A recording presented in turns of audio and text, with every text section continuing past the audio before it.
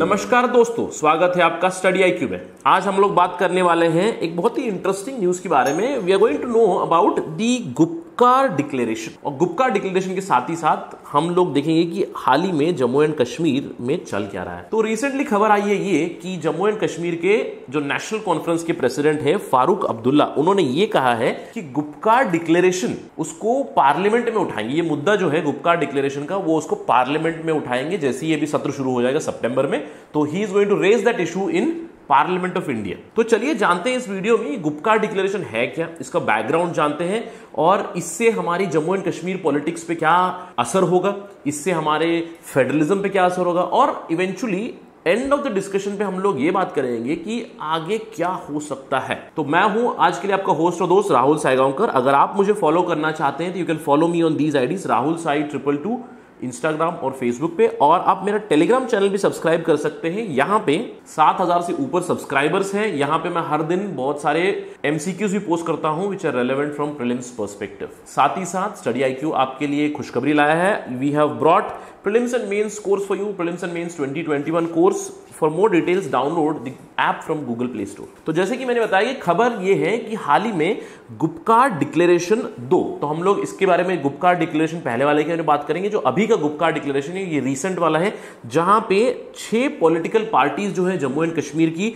Jammu and Kashmir National Conference, Jammu and Kashmir Peoples Development Party PDP, Mehbooba Mufti की party है, Jammu and Kashmir Pradesh Congress committee, मतलब Indian National Congress का जो विंग है जम्मू एंड कश्मीर का, उन्होंने भी इसमें भाग लिया हुआ है। उसके अलावा JK पीपल्स कॉन्फ्रेंस, CPIM और आवामी नेशनल कॉन्फ्रेंस ने सब ने मिलकर, 6 पार्टियों ने मिलकर गुपकार डिक्लेरेशन 2 को हाईलाइट किया हुआ है। तो इन 6 पार्टीज ने जो अभी ये बोला है कि गुपकार डिक्लेरेशन के तहत they are going to fight collectively, मतलब वो सब लोग साथ मिलकर लड़ने वाले हैं जम्मू एंड कश्मीर का जो कॉन्स्टिट्यूशनल स्टेटस था पहले, आर्टिकल 370 और आर्टिकल 35A जो जम्मू एंड कश्मीर के साथ था, उन्होंने कहा है उनका स्पेशल स्टेटस वापस लाने के लिए हम साथ में यूनाइटेडली लड़ेंगे। तो डिक्लेरेशन में जॉइंट स्टेटमेंट यह आया 6 पार्टी का कि उन्होंने कहा है कि जो पिछले साल अगस्त में आर्टिकल 370 को अब्रोगेट कर दिया था बीजेपी सरकार ने, उन्होंने यह कहा है कि abrogation of article 370 was grossly unconstitutional, असंवैधानिक था। तो इसीलिए उन्होंने कहा है कि हम इसके लिए कंटिन्यूसली लड़ाई करेंगे जम्मू एंड कश्मीर की स्पेशल स्टेटस के लिए। उन्होंने यह कहा है कि अगर आप कुछ भी डिसाइड करोगे जम्मू एंड कश्मीर के बारे में, it would be nothing without अस। उन्होंने कहा है कि अगर हमारे बारे में आप कुछ डेवलपमेंट कर रहे हो तो हमारे बिना आप कुछ नहीं कर सकते हैं। तो चलिए इसके थोड़ा सा बैकग्राउंड पे चलते हैं। जो गुपकार डिक्लेरेशन 1 था, वो गुपकार डिक्लेरेशन पिछले साल 4 अगस्त 2009 को साइन किया गया था।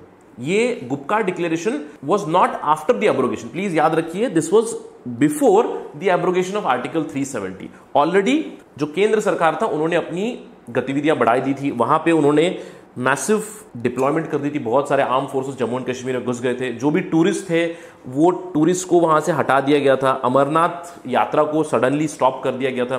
तो जैसे ये सारे डेवलपमेंट हुई जम्मू एंड कश्मीर में, वहां पे तब की 8 पार्टीज जो थी उसमें से 6 अभी गुपकार डिक्लेरेशन 2 को सपोर्ट कर रही है। 6 पार्टी जो थी, Jammu and Kashmir National Conference, PDP Peoples Conference, Sajjad Lone की जो पार्टी है, और Jammu and Kashmir Pradesh Congress committee, the Congress, CPIM, PUF और JK पीपल्स मूवमेंट जो शाह फैजल की जो मूवमेंट पार्टी थी, उन्होंने भी इसका सपोर्ट किया था पिछले साल 2019 में, और आवामी नेशनल कॉन्फ्रेंस ने भी इसको साइन किया हुआ था गुपकार 1 डिक्लेरेशन को। लेकिन गुपकार 1 डिक्लेरेशन साइन करने के बाद अगले ही दिन एब्रोगेशन हो गया था आर्टिकल 370 का। उसके बाद ये सारे लीडर्स को इनकी फ्रीडम थोड़ी सी कर दी थी, प्रिवेंटिव डिटेंशन के तहत इनको प्रोटेस्ट वगैरह की परमिशन नहीं दी गई थी। तो इसी के साथ ही साथ ये डिक्लेरेशन थोड़ा सा मेलो डाउन हो गया था क्योंकि ज्यादा खबरें नहीं आई थी। इसका नाम गुपकार डिक्लेरेशन क्यों है? क्योंकि गुपकार जो है एक जगह है श्रीनगर में, गुपकार रोड। जैसे हम लोग जानते हैं कि नॉर्मली जो पावर कॉरिडोर्स होते हैं, जैसे 10 जनपथ हो गया, 7 रेस कोर्ट जो अभी जन कल्याण मार्ग बन चुका है। यूके में भी आप जानते हो कि 10 डाउनिंग स्ट्रीट, जहां पे पॉलिटिकल लीडर्स, पॉलिटिकल सेटअप के घर होते हैं, रेसिडेंस होते हैं। तो वैसे ही Gupkar road is called as power corridor of Jammu and Kashmir, that is why it is called Gupkar declaration. ये गुपकार डिक्लेरेशन फारूक अब्दुल्ला के रेसिडेंस जो गुपकार रोड पे है वहां पे साइन किया गया था, इसीलिए इसका नाम पड़ा हुआ है गुपकार डिक्लेरेशन। तो चलिए देखते हैं इस गुपकार डिक्लेरेशन डिटेल क्या है। जो पहला वाला गुपकार डिक्लेरेशन साइन किया गया था उसमें उन्होंने ये कहा था कि सारी पार्टीज हम लोग एक साथ मिलकर यूनाइटेड होकर हम लोग जम्मू एंड कश्मीर को डिफेंड करेंगे, जम्मू एंड कश्मीर का जो स्पेशल स्टेटस है आर्टिकल 370 आर्टिकल 35A को डिफेंड करेंगे।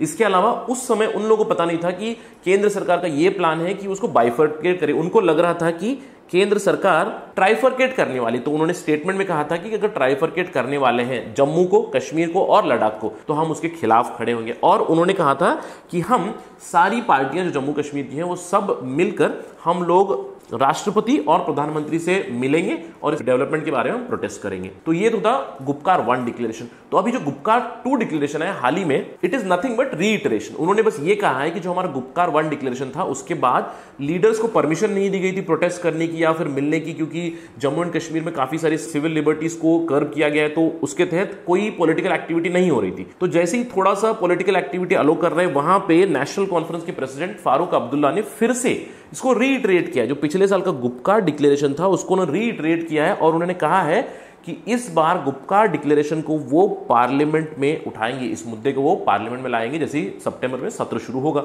उन्होंने ये कहा है कि हमारी जो स्ट्रगल है वो स्ट्रगल कोई इंडिपेंडेंस वगैरह के लिए नहीं है, हमारी स्ट्रगल अभी रिस्टोरेशन ऑफ स्पेशल स्टेटस, यानी कि आर्टिकल 370 और आर्टिकल 35A जो स्पेशल स्टेटस थे जम्मू एंड कश्मीर को, उसको वापस लाने के लिए हमारी स्ट्रगल रहेगी। और उन्होंने ये भी कहा है कि जो स्ट्रगल रहेगी, सारी पार्टीज मिलकर जो स्ट्रगल करेंगी, that struggle would be Gandhian. और उन्होंने ये कैटेगोरिकली कहा है कि they do not believe in the politics of stones and bullets. तो मतलब शांतिपूर्वक प्रोटेस्ट करेंगे और ये चाहते हैं कि स्टेटस जम्मू एंड कश्मीर का वापस मिल जाए। तो अभी आने वाले दिनों में पता चलेगा अगर ये मुद्दा रेज होगा या नहीं। तो जैसे ही ये मुद्दा इन्होंने रेज किया, उन्होंने ये अनाउंस किया कि पार्लियामेंट में लाएंगे, तो कुछ रिएक्शंस आए हैं। सबसे पहला रिएक्शन तो जैसे आर्मी का रिएक्शन है, काफी ही क्रिटिकल रिएक्शन है। आर्मी के brigadier Anil Gupta, farmer brigadier Anil Gupta ने ये क्लियरली कह दिया है कि ये एक वेल्ड वार्निंग है। इनफैक्ट ये कहते हैं कि सम सॉर्ट ऑफ थ्रेट है केंद्र सरकार के लिए। ये जो गुपकार डिक्लेरेशन के बारे में फारूक अब्दुल्ला ने बात की है,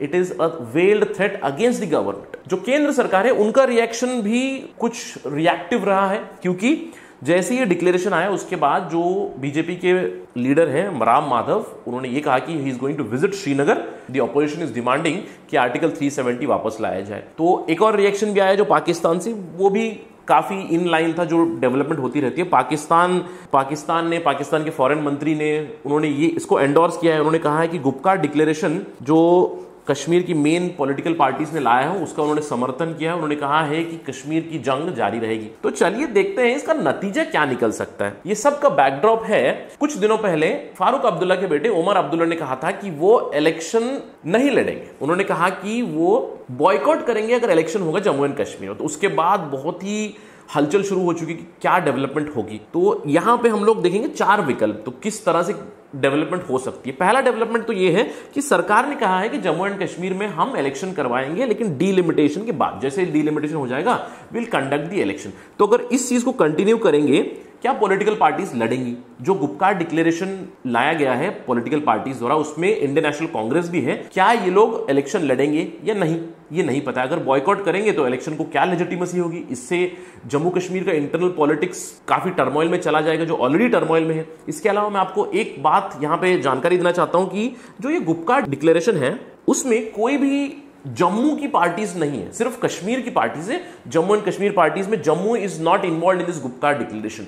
तो कहीं ना कहीं इसका इंपैक्ट सिर्फ कश्मीर पे होगा, जम्मू में तो बहुत ही नॉर्मल इलेक्शन चल सकता है। तो एक विकल्प तो सरकार के पास ये है कि डिलिमिटेशन करा दे और इलेक्शन ऐसे ही करा दे। कोई भी पार्टी लड़ेगी, इससे काफी फायदा मिलेगा भारतीय जनता पार्टी को। इसके अलावा एक जो अभी डिमांड है गुपकार डिक्लेरेशन में कि रिवोक कर दीजिएगा आर्टिकल 370 का अब्रोगेशन, तो आप प्री अगस्त 5, 2019 स्टेटस पे चले जाइए, give special status to Jammu and Kashmir और इलेक्शन करवाइए। एक तो विकल्प ये है। तो लेकिन ये विकल्प तो सरकार के हित में नहीं है, सरकार मुझे नहीं लगता कि इस विकल्प के लिए जाएगी। तो एक और बहुत ही पॉसिबिलिटी ये है कि try for an approach like article 370 minus approach. तो अभी तक का सबसे अच्छा विकल्प ये रहेगा कि अगर जम्मू कश्मीर की political parties they are protesting against abrogation of article 370, तो आर्टिकल 370 माइनस अप्रोच बात कीजिए कि आप आइए टेबल पे बात करते हैं। आर्टिकल 370 नहीं आएगा, आर्टिकल 35A नहीं आएगा, लेकिन जम्मू कश्मीर को अन्य राज्यों के समान देखा जाएगा और आपको अगर प्रोविजन चाहिए तो आर्टिकल 370 में सरकार ला सकती है।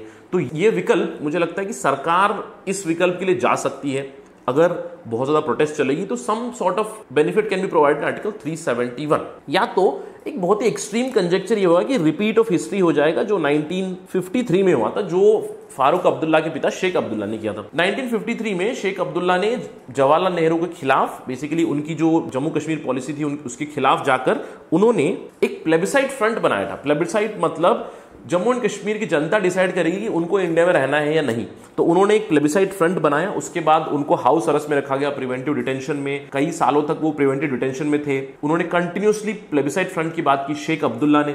इवेंचुअली जाकर 2 दशकों के बाद 1973 में उन्होंने एक अकॉर्ड साइन किया इंदिरा गांधी सरकार के साथ कि उन्होंने प्लेबिसाइट फ्रंट को हटा दिया। उन्होंने बोला प्लेबिसाइट अभी हमारी डिमांड नहीं रहेगी, तो हमारी डिमांड रहेगी in terms of development of Jammu and Kashmir with in the bounds of Indian constitution, और हमें स्पेशल स्टेटस के साथ हम रहेंगे और हमारी जो डेवलपमेंट पॉलिसी है उसको जारी रखेंगे। इसके कुछ 2 रीजन थे। एक तो 1973 आप ईयर देख सकते हो कि शेख अब्दुल्ला का जो बेट था पाकिस्तान के ऊपर, somehow that failed in 1971। India beat Pakistan comprehensively, तो उसके बाद पावर इक्वेशंस बदल गए थे और शेख अब्दुल्ला को भी कहीं ना कहीं लग गया था कि हम बहुत दिनों से पावर के बाहर है, तो हमें अभी मेन स्ट्रीम पॉलिटिक्स में जाना चाहिए। तो इस अकॉर्ड के तहत वो हुआ था।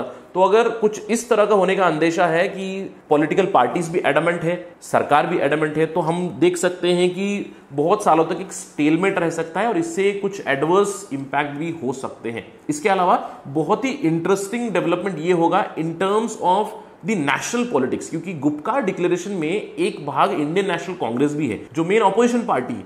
तो इसका काफी हद तक इंपैक्ट हो सकता है नेशनल पॉलिटिक्स के ऊपर भी और कांग्रेस की परफॉर्मेंस के ऊपर भी। तो चलिए देखते हैं, जब मॉनसून सत्र शुरू होगा पार्लियामेंट का सितंबर में, तो जब ये गुपकार डिक्लेरेशन पार्लियामेंट में आएगा तो क्या डेवलपमेंट होगी, किस तरह की डेवलपमेंट होगी, क्या आर्टिकल 370 वापस आएगा, क्या हम लोग एक आर्टिकल 370 माइनस अप्रोच पे जाएंगे, तो ये सब आने वाला समय ही बताएगा।